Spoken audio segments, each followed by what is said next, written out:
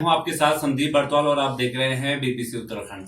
विकासखंड पोखरी के दूरस्थ राजकीय प्राथमिक विद्यालय रड़वा में इस समय हम मौजूद हैं और रड़वा में आजकल लगातार शिक्षक और जो ग्रामीण हैं उनका विवाद तूल पकड़ रहा है। ऐसे में आज जांच अधिकारियों की टीम यहां पर ग्रामीणों और जो यहाँ के प्रधानाचार्य मैडम हैं उनसे उनकी बातचीत हुई। हमारे साथ इस समय मैडम मौजूद है। मैडम, बहुत स्वागत है आपका। बहुत बहुत धन्यवाद बीबीसी उत्तराखंड का, और आपको भी मेरा प्रणाम। तो बहुत बहुत धन्यवाद कि आप मेरे विद्यालय में आए। मैडम, पहला सवाल आपसे ही है कि काफी लंबे समय से आप इस विद्यालय में हैं, प्रधानाचार्य की भूमिका में आप हैं, तो आखिर इसी बीच में क्या हुआ कि जो आप लोगों का जो विवाद है वो बढ़ता जा रहा है? जी, थैंक यू सर। मैं 2009 जनवरी में मेरा प्रमोशन हुआ देवर से और यहाँ पे आई मैं, तो बहुत बढ़िया मेरा कार्यकाल चल रहा था। यहाँ पे छात्र संख्या भी बढ़िया थी और गांव वाले लोगों का भी बहुत अच्छा मेरे प्रति एक सम्मान था। लेकिन अभी एक कमरा आया मेरा 2017 में, ये वाला जिसमें हम अभी बैठे हैं। तो इसमें एक गांव का ही सदस्य है मागुलाल करके, उन्होंने यहाँ से कुछ 4-5 कड़ी और तख्ते कुकर वगैरह चोरी किए। तो उस मैटर पे मैंने उनको बोला उस समय कि भाई मेरा सामान अगर तुम ले गए हैं तो उसको कह के जमा कर दो। लेकिन उन लोगों ने मेरे को धमकी दी कि हम तुझे देख लेंगे, ये सोच। फिर मैंने सोचा कि यार छोड़ो, मैंने वो बात वहीं पे छोड़ दी और फिर दोबारा जो बर्तन जो भी होना था वो कार्यक्रम आगे चलाया। उसके बाद अभी एक कमरा आया मेरा 2024-25 में, जिसमें गांव वाले लोगों ने मेरे को कहा कि हरीश लाल, मागुलाल जी और ये दिनेश लाल, इन्होंने कहा कि जो 6 लाख रुपया विभाग ने आपको दिए हैं वो हमें एक मुश्त निकाल करके 6 लाख हमारे हाथ में दो और हम अपने अकॉर्डिंग काम करेंगे। तो उसमें मैंने कहा कि मेरे को विभागीय आदेश ऐसा नहीं है, विभागीय आदेशानुसार ही मैं काम करूंगी। मैंने उनकी बहू थी यहाँ पे अध्यक्ष के सम्मुख मैंने प्रस्ताव बनाया। प्रस्ताव में ये हुआ कि भाई फलाना आदमी इसमें टोली नायक बनेगा और हम जो है जो भी मटेरियल सड़क पे आएगा वो मटेरियल हम यहाँ तक लाएंगे। लेकिन जैसे ही मतलब पैसा आया, मटेरियल सड़क पे आया, उसके बाद मागुलाल और उनका लड़का हरीश है वो स्कूल में मेरे पे थोड़ा लड़ाई करने आ गए कि मैडम कह के हमें ठेका दो, हमने जो बोला था वो करो। तो मैंने कहा मैं ये नहीं कर सकती हूँ।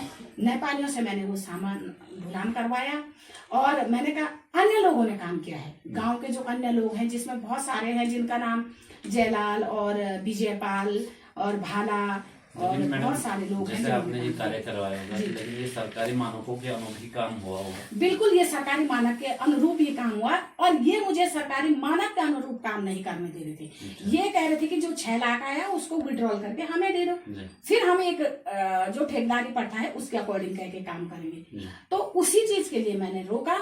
फिर क्या हुआ कि मार्च 31 तारीख को पेपर जैसे हुआ, जैसे रिजल्ट आउट हुआ, तो अप्रैल 1 तारीख से ये लोग मेरे पास अपने 4 बच्चे थे उस समय यहाँ पे अध्ययनरत, तो वो टीसी लेने आ गई, टीसी दे दो।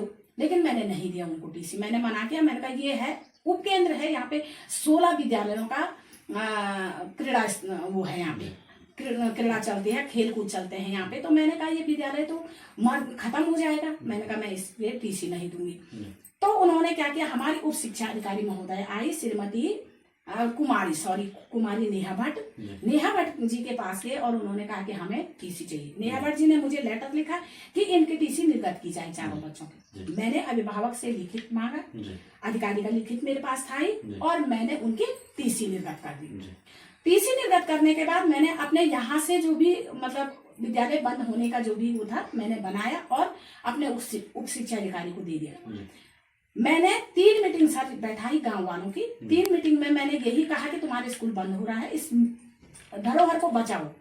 पहली मीटिंग में भी कोई नहीं आए, दूसरी में भी कोई नहीं आए और तीसरी मीटिंग में भी कोई नहीं आए, जबकि सबने जो है कम से कम उसमें 20-25 लोगों ने हस्ताक्षर करके दी। जब मीटिंग में कोई नहीं आए सर, तो मैंने वो कागज अभी कुछ मेरे पास हैं और कुछ कागज मैंने अपने उप शिक्षा अधिकारी को प्रेषित किए।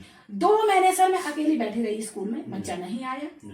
उसके बाद वो बच्चा फिर कांडे स्कूल है यहाँ पे, वहां से एक बच्चा वापस आ गया। मैंने मैडम को सूचना दी, मैडम ने कहा उसको एडमिशन दे दो। मैंने उसको एडमिशन दे दिया।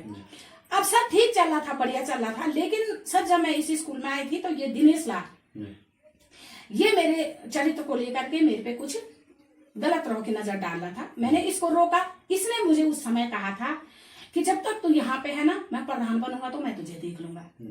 और इसकी पुत्र वधू इस समय प्रधान बनी है। इसने वही दांव चला मेरे साथ। इसने मेरे को कोई सूचना नहीं दी। 5 साल सर मैं यहाँ पे अकेली रही। इन्होंने अध्यापक की मांग नहीं की, ना ही मेरे को कोई सूचना की, ना ही मेरे विभाग को कोई सूचना की कि यहाँ पे अध्यापक नहीं है, अध्यापक दो, या मैडम आपसे अनियमितता हो रही है, आप उस अनियमितता को कह के सुधारने की कोशिश करो। मुझे कोई, और जो जनता दरबार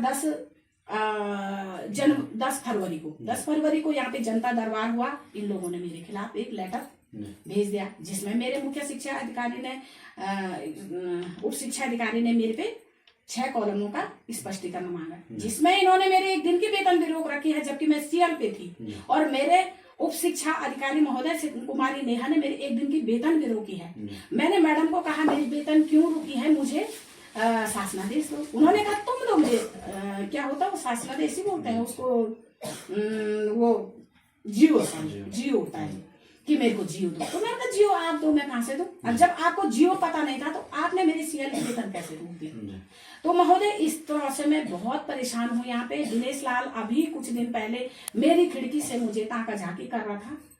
यहाँ पे सहायिका अध्यापिका ने कहा कि 15 मिनट हो गए हैं, पर वो आदमी गया कहाँ? जब यहाँ पर से मेरी भोजन माता गई तो तब तक वो यहाँ से निकल करके और इधर से आगे निकल गया। मतलब अभी तक भी उसका ये है कि मैडम को कह के किस तरह से बदनाम किया जाए। तो मैडम आपने इस मामले में या फिर पुलिस चौकी में ये कहीं आपने तहरीर नहीं दी? हाँ सर, मैंने 18 तारीख को पुलिस चौकी में अपने बचाव में, और जो दिनेश लाल के मेरे प्रति जो है जो गंदी नजर थी, मैंने पुलिस चौकी में और माधुलाल के खिलाफ कि ये इन दो लोगों से या गांव वालों से मुझे खतरा है। तो महोदय ये बीजेपी, इसने कहा कि मैं बीजेपी का आदमी हूँ, मैं सबको अपने बस में कर सकता हूँ। तो आज सरकार बीजेपी की है, हम भी तो उसी की तनख्वाह खा रहे हैं सर ना। ऐसा तो है नहीं कि हम कांग्रेस ये सो, तो ऐसा तो हम जानते भी नहीं बीजेपी और कांग्रेस या कुछ भी क्या है। तो इसने कहा मैं बीजेपी का आदमी हूँ, कोई मेरा कुछ नहीं उखाड़ सकता है।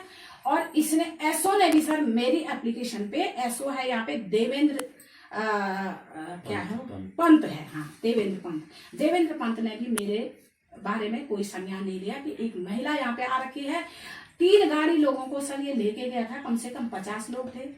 अगर वो 50 लोग मेरे पे हमला करते तो मेरे पक्ष में तो एसओ भी खड़ा नहीं हो रहा था। आज देखो सर, निदेशक महोदय जी इतने बुजुर्ग आदमी को मार पीट लिया, क्या किया किसने? अध्यापक तो उनके सहयोग में जा रहे हैं, अध्यापक को बुरा लगा। लेकिन अगर एक अध्यापक पीटता है तो क्या अधिकारी अध्यापक को बचाने आएंगे?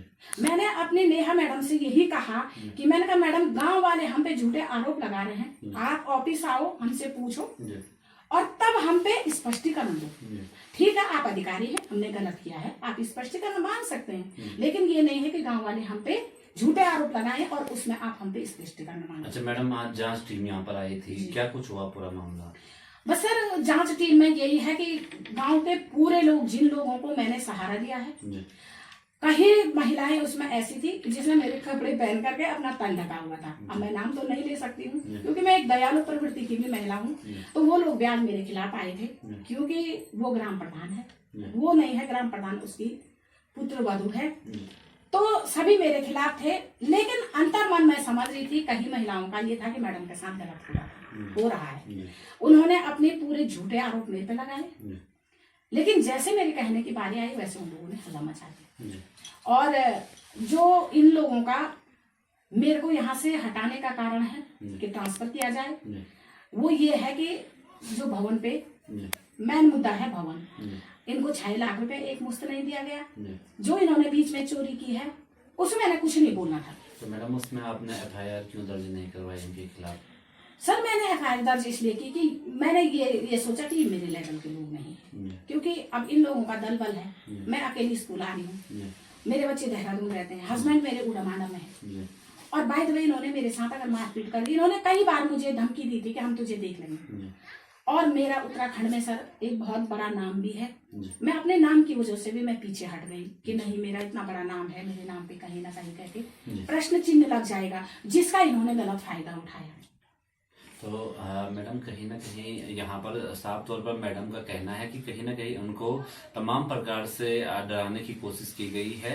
और मैडम एक बड़ा सवाल यह है, ग्रामीण लगातार कह रहे हैं कि जब से आप स्कूल में आए हैं तब से जो यहाँ पे छात्र हैं वो लगातार कहीं ना कहीं उनकी छात्र संख्या कम हो रही है, इसको लेकर आप क्या जी बिल्कुल सर, ये तो विभाग जानता है और ये गांव वाले भी जानते हैं कि जो छात्र संख्या है वो निरंतर घटती जा रही है। जब मैं यहाँ पे आई थी उस समय 42 से 43 छात्र संख्या थी, 16 साल मुझे यहाँ पे हो गए हैं। तो धीरे धीरे आज देखो, एक तो सीमित परिवार हो गया है, मतलब 2 भाई बहन है ज्यादा से ज्यादा।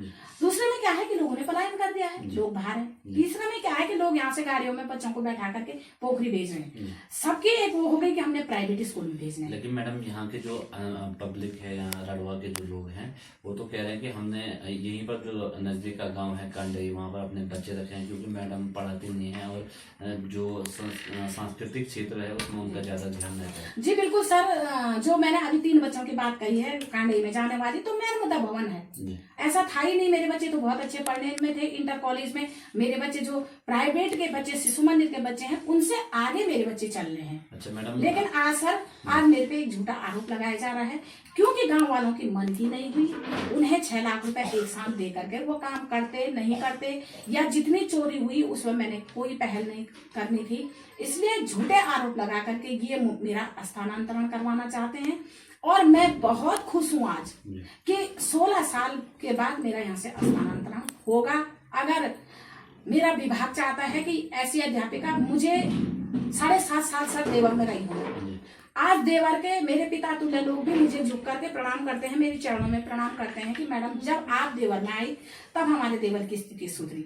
यहाँ पे भी अच्छा चल रहा था, बहुत बढ़िया। लेकिन इसी साल जो है, जब प्रधान दिनेश की पुत्रवधू बनी तो दिनेश ने मेरे खिलाफ सारे झूठे सबूत इकट्ठे करके मेरे को डिफेंड करना चाहा। अच्छा, तो अंत में मैडम ग्रामीण कह रहे हैं कि मैडम यहाँ पर अपना ट्रांसफर नहीं चाहती है। कई बार हमने अधिकारियों से भी बात कर दी है लेकिन हमारी सुनी नहीं जा रही। अब हम लोग अगर ट्रांसफर नहीं होगा तो आंदोलन होगा, इसके पीछे क्या बड़ा कारण आपको? नहीं सर, इन्होंने किसी अधिकारी से नहीं बताया। अच्छा, ये झूठ बोल रहे हैं। अगर ये अधिकारियों से बोलते तो मैंने भी 2-3 बार के ट्रांसफर फॉर्म भरे थे कि मैं चाहती नहीं थी कि मैं यहाँ पे रहूं कह के, क्योंकि इन लोगों का पहले से ही, मैं कह रही ना कि 2017 में भी जो कमरा आया उसमें भी इन लोगों ने चोरी चकारी की, तो उससे भी मैं परेशान होने लग गई थी। लेकिन सर ये इनका झूठा आरोप है कि हमने इनके, यदि इन्होंने मेरे अधिकारी को लिख करके दिया तो उन्होंने पुट अप क्यों नहीं किया आज कि ये हमने अधिकारी को दे रखा है? वो ये एप्लीकेशन बताते। जब 5 साल में अकेली रही यहाँ पे और मेरे पे कितनी समस्याएं आई होंगी, तब ये अध्यापक क्यों नहीं आए? तब इन्होंने क्यों नहीं बोला कि हमें अध्यापक चाहिए?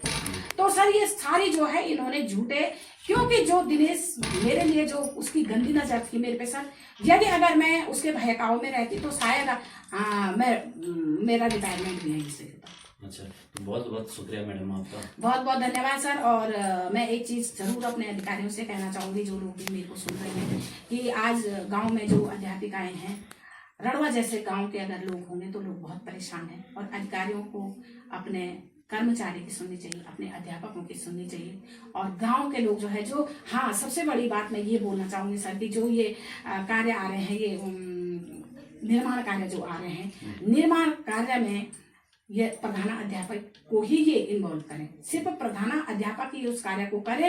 यदि उसमें गांव के 10 लोग हस्तक्षेप करते हैं, गांव में अगर 50 लोग हैं, 10 लोगों को काम मिल रहा है तो 40 लोग अध्यापक के खिलाफ जा रहे हैं। इसलिए जो ये निर्माण कार्य है, या तो ये सीधा बाहर की संस्था को दे दें, किसी संस्था को, और या तो ये सिर्फ प्रधानाध्यापक या प्रिंसिपल को ही दें, जिससे कि स्कूल में इस तरह का माहौल न बने। और इस तरह से सर मैं तो आज सोच रही थी कि जब वो लोग आए थे, उन्होंने अंट सट जब बका तो ऐसा लग रहा था कि ये तो मार पिटाई पे उतर जाएंगे। और उतने बड़े हमारे जो निदेशक हैं, जिन्होंने परसों रिटायर होना है, उनपे इतनी बड़ी मारपीट हुई तो हम क्या हैं?